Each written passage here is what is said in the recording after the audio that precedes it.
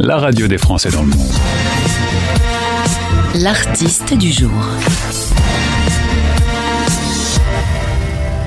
Un jour, une envie de changement. Je prends ma valise, ma guitare, mon chat et je pars à Montréal. Je quitte mes Alpes natales. Voici un bout de l'histoire de Nicolas Sicard, mon invité, qui s'appelle 3demi. Il a deux noms. Il a un nom normal et un nom d'artiste. C'est un auteur-compositeur-interprète que l'on accueille. Nicolas, bonjour. Bonjour Gauthier, salut, merci de m'inviter. Content de faire ta connaissance, on a un peu papoté avant, tu es basé à Montréal, tu m'as dit dans un quartier résidentiel assez vert, assez sympa. Tout à fait, le quartier Rosemont, qui est très agréable à vivre.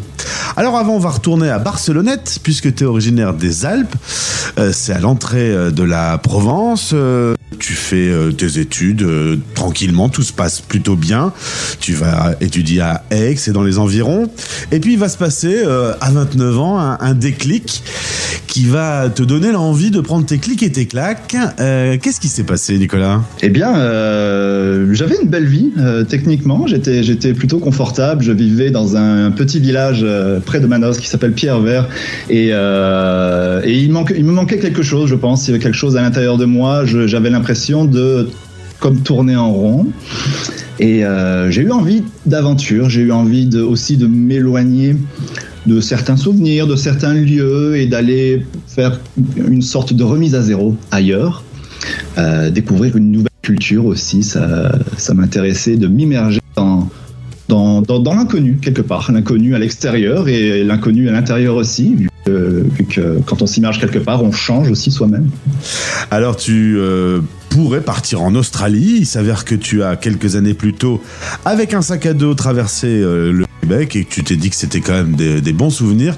C'est donc Montréal qui a gagné entre l'Australie et le Canada. Tu regrettes pas, visiblement 14 ans là-bas, ça veut dire que tu as choisi ? Oui, je regrette pas, je suis très content, je pensais pas rester aussi longtemps. En fait, je m'étais pas mis de deadline en bon français. Et il se trouve que les 14 ans sont passés très vite. J'ai adoré la culture québécoise, la culture nord-américaine, puisque c'est vraiment un mix qui est unique. Ce mélange de la culture américaine et française dans un petit endroit qui est le Québec, qui est pas si petit que ça, mais on s'entend qu'il y a 7 ou 8 millions d'habitants.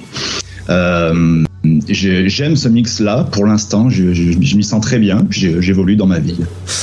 Tu m'as dit deadline parce que tu réponds à des questions d'un animateur d'une radio française. Si tu étais sur Radio-Canada, tu n'aurais pas dit deadline. J'aurais peut-être dit une échéance. C'est vrai qu'il y a là, tous les mots anglais sont bannis et traduits. Oui, et c'est drôle de voir ça de l'extérieur, parce que maintenant quand je parle avec des Français et qu'on me dit une interview, eh bien ça fait comme oui, c'est vrai qu'en France on dit une interview, alors qu'ici on dit tout le temps une entrevue. Une entrevue, absolument. Alors on va crever l'abcès de l'accent, hein, ça a été un sujet avant de prendre l'antenne. J'ai dit, tu as repéré évidemment que tu avais un petit accent québécois. Tu dis bah oui, mais alors le problème c'est que quand je suis dans les Alpes, on me prend pour un Canadien, et quand je suis au Canada, on me prend pour un Français. C'est exactement ça. C'est assez drôle d'avoir les fesses entre deux chaises et de se retrouver en France. Dans la première phrase, les Français entendent mon accent, des fois me taquinent aussi. Et par contre, ici, quand j'ouvre la bouche, tous les Québécois savent que je suis originaire de France. La question un peu tragique, c'est quoi que t'aimes le moins dans ta vie au Canada ? Excellente question. Je vais dire que le tempérament latin qu'on a dans certains pays d'Europe, comme en France, en Espagne, etc., me manque un peu parfois, parce que ici il y a beaucoup de respect de l'autre, des idées de l'autre, etc.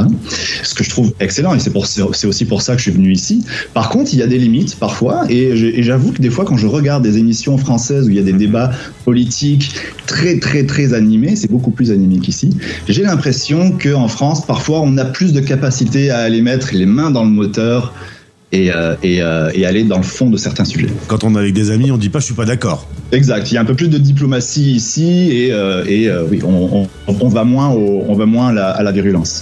Et autre question, qu'est-ce qui te manque le plus de la France ? Les paysages. La diversité des paysages Évidemment, au Canada, les paysages sont fantastiques. Ils sont pas mal non plus, mais, hein. Bon, carrément. Mais c'est vrai que c'est très différent. On peut pas avoir les deux. Mais j'avoue que faire en France, le joyau qu'est la France, c'est qu'il y a une diversité de paysages sur un tout petit territoire. En France, on peut, là où j'étais avant, hein, en Provence, on fait 2 heures de route, on peut aller de la mer à la montagne et des hautes montagnes. Tandis qu'ici, on peut faire 6 heures de route, avoir exactement la même faune. Voilà. Ce qui est très beau parce que c'est sauvage. Tu m'as quand même pas parlé de la gastronomie, ça m'a un peu surpris parce qu'on me dit quand même, on est quand même vraiment pas très loin de l'Amérique, on sent quand même une influence au niveau de la nourriture qui est un peu moins fine peut-être. Exact. C'est vrai, ça a beaucoup évolué ces 15-20 dernières années quand même. Mais je dirais qu'on peut très bien manger ici. On mange très bien ici parce que la culture française a aussi pas mal débordé. Donc il y a un savoir-faire ici qui est excellent. Il y a peut-être moins de terroir dans le sens où il y a moins de diversité en termes de produits, je dirais, de poissons, de choses comme ça par rapport à la Méditerranée évidemment où là c'est très très riche. Donc on peut très bien manger, c'est juste un peu moins varié. Alors Nicolas, je le disais tout à l'heure, il y a 14 ans tu pars t'installer et tu pars avec ta guitare parce que la musique a toujours été présente dans ta vie. T'as souvent écrit, t'as beaucoup joué. T'as fait un petit peu des bars et un petit peu des concerts. Enfin, tout a toujours grandi un tout petit peu dans ta tête. Tu me dis que t'étais un timide de nature ? Oui, je suis un timide et me mettre devant des gens à chanter, j'ai l'impression d'être tout nu dans la cour d'école. Et heureusement, il va y avoir une séparation. Un cœur brisé. Et alors là, merci cette séparation puisque ça t'a poussé à écrire ton premier album. Exactement. Même si j'ai traversé un peu le chaos, il y a beaucoup de belles choses qui naissent du chaos aussi. Il faut pas l'oublier. Et c'est ce qui m'a poussé à déclencher la production de mon album. J'avais déjà écrit des chansons. J'avais quelques chansons dans le tiroir et certaines sont venues justement pendant cette séparation-là d'une manière très spontanée. Et j'ai décidé d'en faire quelque chose et de faire un petit peu une sorte d'alchimie avec cette espèce de matière un peu sombre qui m'animait et de la transmuter pour à la fois exprimer ces émotions-là, mais aller vers de la joie. Et c'est pour ça que quand on écoute l'album, il y a beaucoup de chansons qui sont très festives, qui sont très rythmées. Et donc voilà l'album pour l'après, avec des titres qui passent à la radio. Ça fait quoi quand on s'entend à la radio ? C'est assez drôle. En fait, je me suis avant que je m'entende dans la radio, j'ai simplement été, comme on dit, tagué sur Facebook par une radio à Toronto. Et là, j'ai compris que j'avais des chansons qui passaient à la radio. Ouais. Oui, ça fait tout drôle parce que c'est bien beau de faire écouter les chansons à ses amis, à sa famille. C'est une chose. Mais quand un programmateur radio sélectionne la chanson, il te connaît pas et il l'écoute, il dit c'est bon, je vais la mettre sur la playlist pendant plusieurs mois. C'est agréable pour l'ego, on va dire, et ça veut dire que ça me dit que le chemin est peut-être intéressant à explorer. Alors, ton nom d'artiste, c'est donc 3/2. L'album sort le 18 décembre 2022. Tu m'as fait rire d'ailleurs parce que tu m'as dit que c'est sorti en décembre. C'est sorti le 18 décembre. Comme si c'était un accouchement, tu vois. C'est une date que tu as marquée d'une croix blanche. C'est un sacré aboutissement. Travailler sur des chansons, enregistrer, travailler sur l'album, les clips, les réseaux sociaux, etc. Quand tout ça sort, on est excité. Ah ouais, on est excité, satisfait aussi parce que ça a été avant la sortie 3 ans, même presque 4 ans de production. Les arrangements sont riches. J'ai travaillé avec un réalisateur qui s'appelle Olaf Gundel qui a adoré le projet et qui m'a beaucoup aidé à faire justement ces arrangements parce qu'on s'entend que c'est pas la chanson juste guitare-voix. Il y a 11-12 musiciens, je crois, sur l'album, des sections de cuivre, etc. Donc monter tout ça pour une première d'expérience d'autres productions, c'est toute une aventure. Donc quand ça sort, il y a comme une pression qui descend, puis on réécoute le tout, on a des avis là-dessus, puis c'est ok, wow, on a fait quelque chose de pro avec des moyens en tant qu'indépendant, sans financement. Ouais. se tous féliciter. Alors, il y a une grande histoire musicale entre la France et le Canada. J'ai vu récemment Starmania, la nouvelle formule. Il va falloir que tu la vois. Pour l'instant, elle tourne en France, mais elle va partir ensuite tourner au Québec. Le spectacle est absolument incroyable. En tout cas, il y a quand même une grande histoire entre nos deux pays et la musique.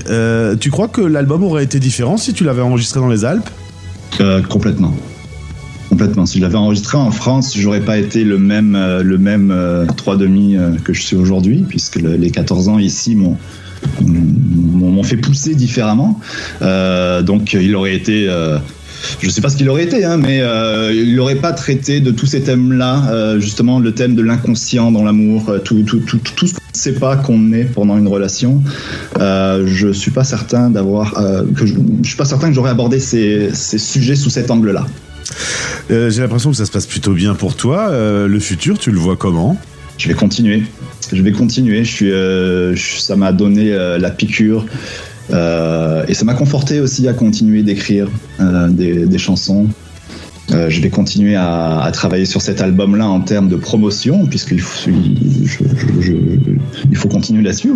Mais j'ai hâte de me remettre à l'écriture et d'en faire un deuxième qui sera sur une toute autre thématique. Et voilà, je me retiens un peu de le faire là, parce que l'album étant juste sorti, il faut quand même que je le fasse connaître un peu plus.